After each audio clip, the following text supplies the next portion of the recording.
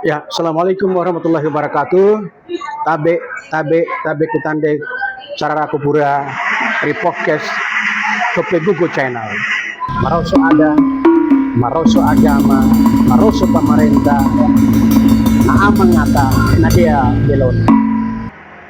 Hari ini dalam suasana 17 Agustus, Hari Kemerdekaan Indonesia yang ke-80, ini kita kedatangan tamu yang cukup luar biasa. Beliau ini adalah sebagai pakar tentang kebudayaan, sekaligus adalah sebagai dosen tentang kearifan lokal, sekaligus dosen beberapa tempat perguruan tinggi yang ada. Oleh karena itu, pada siang hari ini, suasana kemerdekaan Republik Indonesia, coba kita gali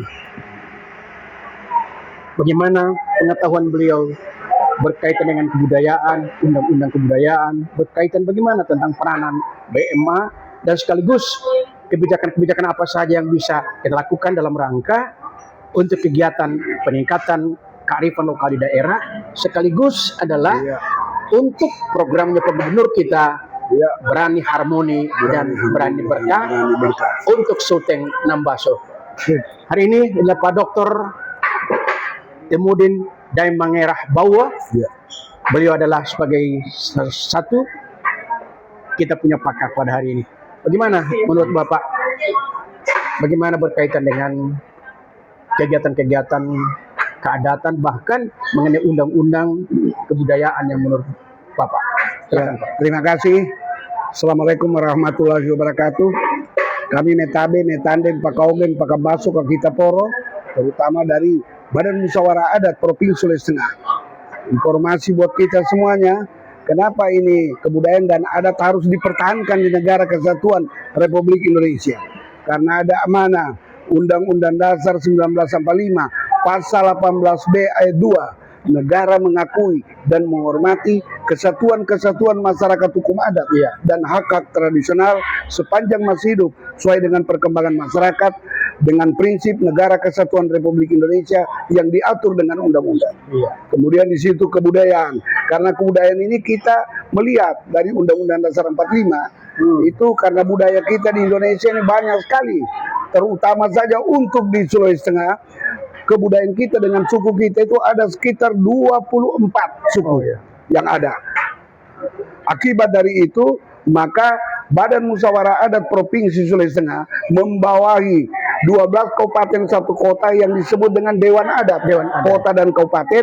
Dari Dewan Adat dia ke tingkat kecamatan disebut Majelis Adat.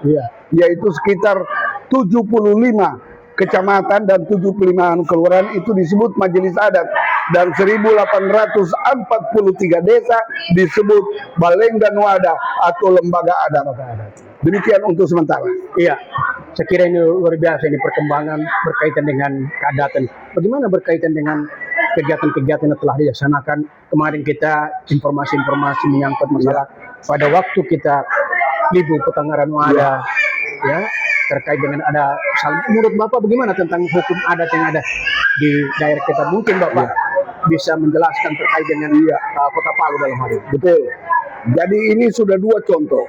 Contoh pertama ketika pergerakan mahasiswa Islam Indonesia yang dinaungi oleh Universitas Islam di Indonesia, Institut Islam di Indonesia dan Sekolah Tinggi Islam Indonesia. Dan ternyata pada tahun ketika Pak Jokowi masih presiden dan Pak Longki gubernur, itu pertemuan itu rapat kerja nasional yang seluruh Indonesia, mereka yang ada di Masjid Agung, itu ketua pergerakan mahasiswa Islam Indonesia membuat pernyataan bahwa Sulawesi Tengah merupakan salah satu provinsi yang menjadi pusat teroris. Terus Pak Longki terus angkat tangan dan bilang gibu. Saya sebagai Dewan Adat, saya panggil, baru saya panggil Wali Kota Dr. Hidayat, kita pergi sama-sama di Balaroa, dan yang gibu di sana adalah Lembaga Adat Balaroa. Dalam waktu 1 jam 10 menit selesai urusan. Dia mengaku perbuatannya karena dia sebagai tosala, dia mengaku perbuatan dan dia akan katakan saya akan cabut pernyataan saya itu. Nah, akhirnya kita gibu dia karena ini sudah sifatnya bukan hanya untuk Sulawesi Tengah. untuk Kota Palu, tapi sudah nasional, maka dikenakan dia gibu dari Salah Bivi menjadi Salah Baba dan masuk ke Salah Kana, dia dikenakan tolong poresi tobau karena sifatnya dia tidak merusak apa, hanya 3 ekor kambing. Nah, sesudah itu baru kita jadikan dia putra Kaili. Wow, situ Pak Jokowi bilang ini harus dijadikan contoh di Indonesia ini, pendekatan adat Kaili. Adat Kaili. Ya, makasih. Berarti pada saat itu ketika Sompo atau Givu itu beliau penuhi, sekaligus diangkat beliau sebagai masyarakat putra daripada Tokaili. Luar biasa ini. Ya. Menurut Bapak bagaimana dengan, kalau demikian, bagaimana peranan Badan Musyawarah Adat sebenarnya? Badan Musyawarah Adat ini adalah salah satu badan musyawarah yang melakukan pembina dari Dewan Adat yang ada di kabupaten dan kota, dan di majelis adat yang ada di kecamatan, dan di lembaga adat yang ada di wilayah desa dan kelurahan di Sulawesi Tengah.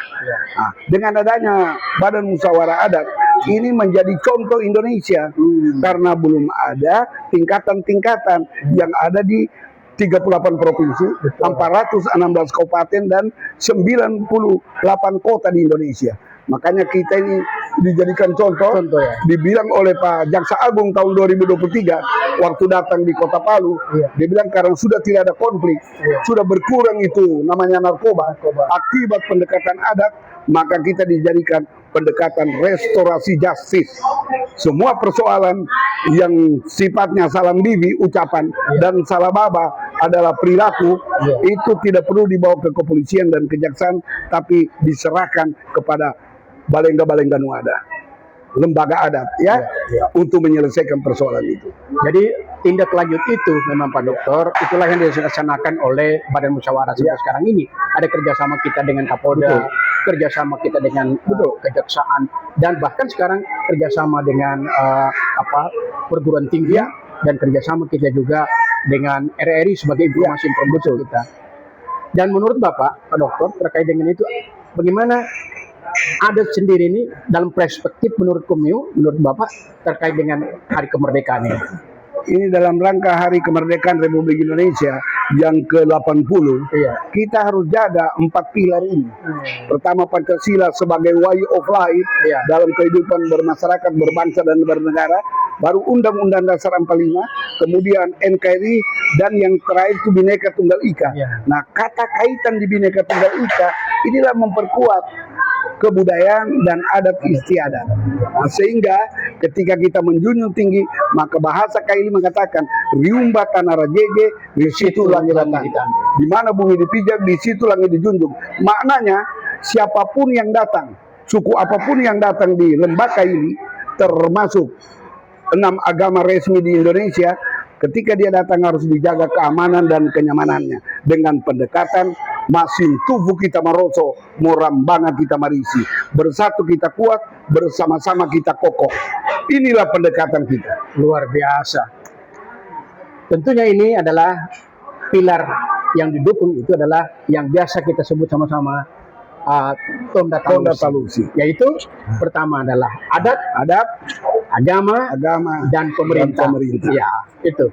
Saya kira mungkin ada penyampaian kepada tokoh masyarakat atau adat di Kabupaten Kota Sulawesi Tengah. Ada harapan-harapan mungkin Pak Dokter. Dengan pendekatan tadi Tonda Talusi, ini Tonda Talusi asal kata dari apa? Ketika dulu kita memasak, kan belum ada kompor. Kompor belum ada, jadi kita menggunakan batu. Batu itu ada 3. Kalau hanya 1 atau 2 batu, maka belanga jatuh. Maka dengan pendekatan 3 tungku yang pertama, batu pertama ini disebut apa? Pendekatan Pemda PNI Polri. Tungku yang kedua adalah tokoh adat. Tungku ketiga adalah tokoh masyarakat, kemudian tokoh agama, dan seluruh akademisi yang lain. Apabila 3 unsur ini melekat, maka itu yang dikenal dengan pendekatan awal. Pencegahan itu ada yang disebut dengan pendekatan preventif. Itu edukasi, memberikan pembelajaran kepada masyarakat. Yang kedua nanti preventif. Preventif itu cegah tangkal. Jadi setiap ada rencana orang mau melakukan konflik, kita harus cegah tangkal. Nah, baru yang terakhir itu apabila sudah terjadi pertikaian besar, pembunuhan, itu represif. Ya. Ini yang dikenal dengan istilah mau libu kita Ya. sangapa. Ya. Libu kita maroso. Maroso, Ya. masih tubuh kita maroso, murambangan kita marisi. Bersatu kita kuat, bersama-sama kita kokoh. Belo rapovia. Belora Belora kaya. kaya. Ya, Songgom puasi. ya. No simpuasi. No simpuasi.